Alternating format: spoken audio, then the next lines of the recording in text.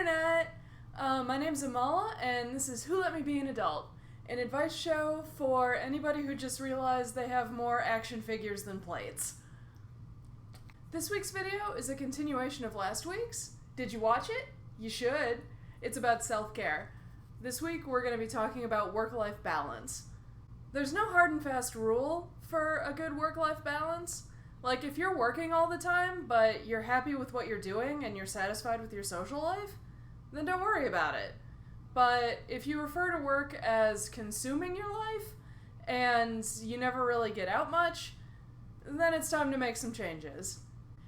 The first thing you should do is set up some good boundaries with your job. Like, I'm not going to answer any work emails or work-related text messages, phone calls, whatever, between, like, the hours of X and Y, or like on a day that I've specifically set up as being on vacation. If you can't do that because your boss is like really abusive or always on your case, I've been there. Please keep looking for a new job. It'll work out eventually. Now, if you can't set your boundaries because you work for a small operation, no. Like, unless you own your own business, no.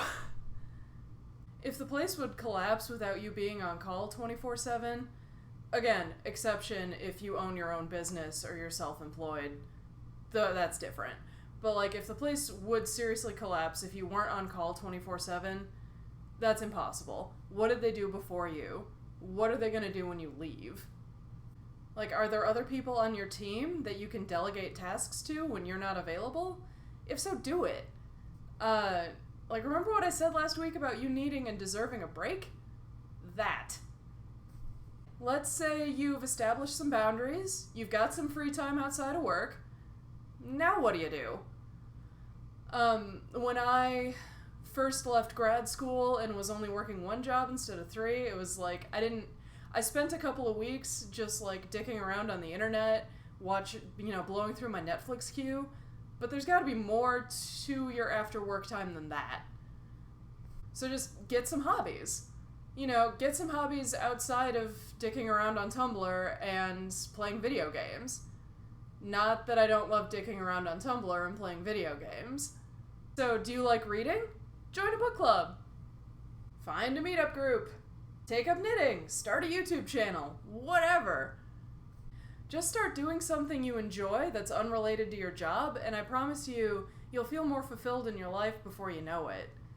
Like, even if it's just getting out once a week with your friends to do bar trivia or karaoke.